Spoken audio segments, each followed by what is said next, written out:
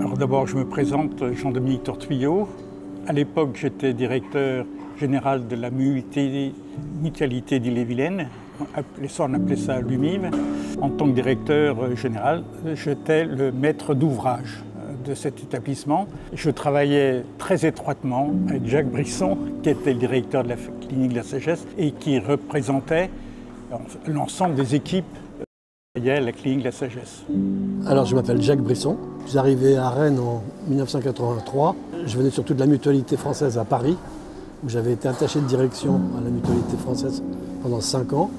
Et la mutualité m'a proposé de reprendre cette clinique qui était précédemment œuvre de la congrégation des filles de la Sagesse qui passait la main. Je suis Marie-Noëlle Duval. Je suis rentrée en février 88 à la clinique mutualiste de la Sagesse et je suis partie le 30 décembre 2015. Oui, ça fait quand même assez longtemps. Et bien sûr, j'ai participé au déménagement et à l'installation, disons, des équipes dans ce bâtiment. Symbole du renouveau de l'Union mutualiste d'Ille-et-Vilaine, la clinique mutualiste de la Sagesse innove dans sa conception architecturale. Les nouveaux bâtiments à Clenay, en bordure de la Rocade, s'étendent sur 2,5 hectares entre la ville et la campagne. Bien orientée, tournée vers le parc, sa dynamique, les façades résolument contemporaines affirment la modernité de l'établissement.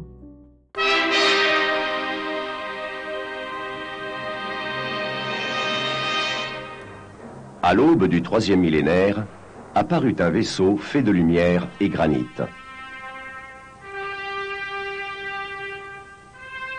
Il vint se poser à Clenay.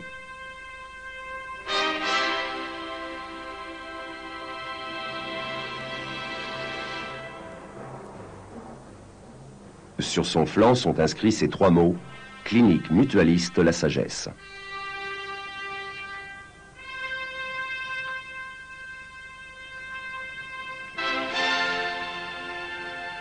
Ce nom retrace toute sa longue histoire.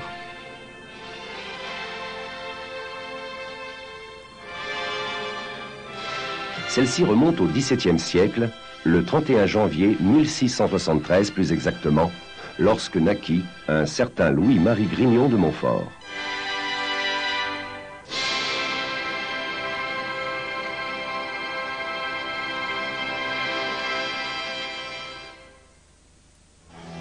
Ce jeune homme qui consacra sa vie à Dieu se mit en tête de créer une congrégation de filles hospitalières.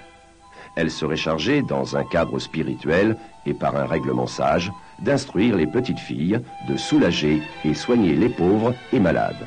Bonjour, je m'appelle Mado, je suis à la clinique depuis 35 ans. Je suis auxiliaire de puériculture et je travaille en maternité.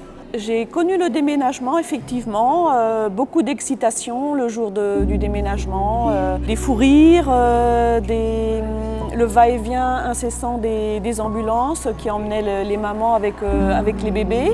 Et puis on leur faisait coucou à la fenêtre et je me souviens aussi de l'accueil de Madame Duval qui accueillait tous les patients avec une rose. J'avais acheté des roses pour les accueillir, pour leur souhaiter la bienvenue dans ce nouveau bâtiment. Madame Duval, Marie-Noëlle, qui était vraiment une personne de très grande qualité, offrait une rose à chaque patient qui arrivait en sortant de l'ambulance. Sans transition, regardez bien ce qui va suivre. 37 personnes hospitalisées, dont 23 jeunes mamans et donc 23 bébés, on en parlait à l'instant.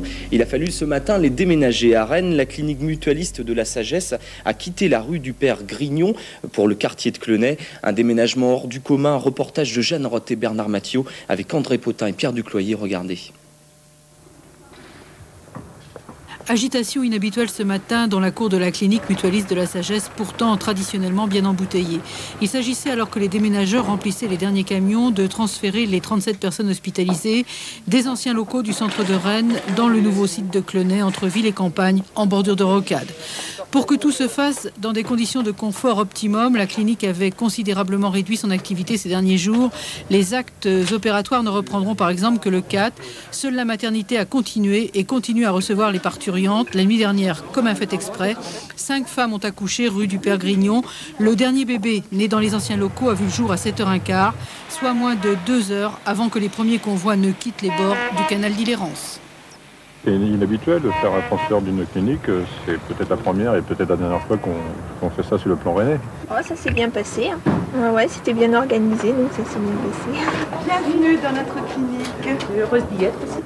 Fondée en 1910, la Sagesse est la plus ancienne clinique rennaise. Des travaux de modernisation étaient indispensables. Les bâtiments ne permettaient plus en effet le respect des normes de sécurité. Le coût de cette restructuration était aussi élevé que le prix de la construction d'un nouvel ensemble. L'Union des mutuelles d'Ille-et-Vilaine, propriétaire de l'établissement depuis 1982, a donc préféré le transfert à la première solution. Elle a choisi l'ouest de la ville pour s'implanter sur un terrain de 2,5 hectares pour 2 raisons. Parce que c'était le seul quartier rennais à ne pas avoir de structure hospitalière et puis parce que c'est aussi un quartier en plein développement. On vous a expliqué le fonctionnement de la chambre ? Oui. Nous avons recherché une architecture la plus fonctionnelle possible, également assurer au maximum la sécurité des malades, mais aussi assurer le confort et l'agrément des locaux. Et nous avons opté pour un architecte qui a énormément travaillé tous les aspects de lumière, éclairage naturel au sein de l'établissement. Le montant global de l'opération s'élève à 127,5 millions de francs. Comme dans les précédents locaux, 130 lits sont à la disposition des malades, dont les 2 tiers en chambre individuelle. 130 lits banalisés dans la limite, bien sûr, des règles d'asepsie, c'est-à-dire que les malades seront envoyés dans les services en fonction de la durée prévisionnelle de leur séjour. Une gestion déjà expérimentée sur l'ancien site, intéressante en termes d'économie de santé. Ça change aussi peut-être une idée de propriété médicale des services. Notre idée chez nous, c'est de dire qu'il y a une communauté de soignants, médecins, soignants.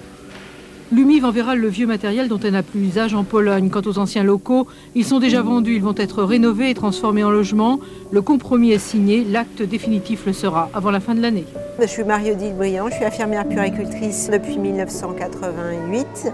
Puéricultrice depuis 1995. Alors le déménagement, je l'ai connu, j'y étais pas parce que j'étais en congé maternité à ce moment-là. Donc voilà, quand je suis revenue après mon congé maternité, j'étais dans la nouvelle clinique.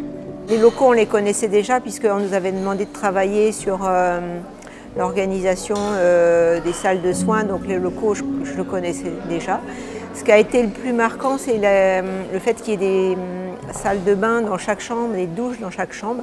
Donc ça a été pour les dames et même pour nous un peu révolutionnaire puisqu'on n'avait plus besoin de faire les petites toilettes avec le broc et nos petits tuyaux caoutchouc là, qui coulaient partout matin et soir.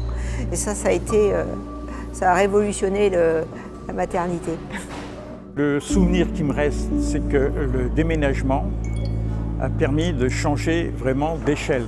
À l'époque, on a vu par exemple l'activité a pratiquement doublé dans un laps de temps assez court.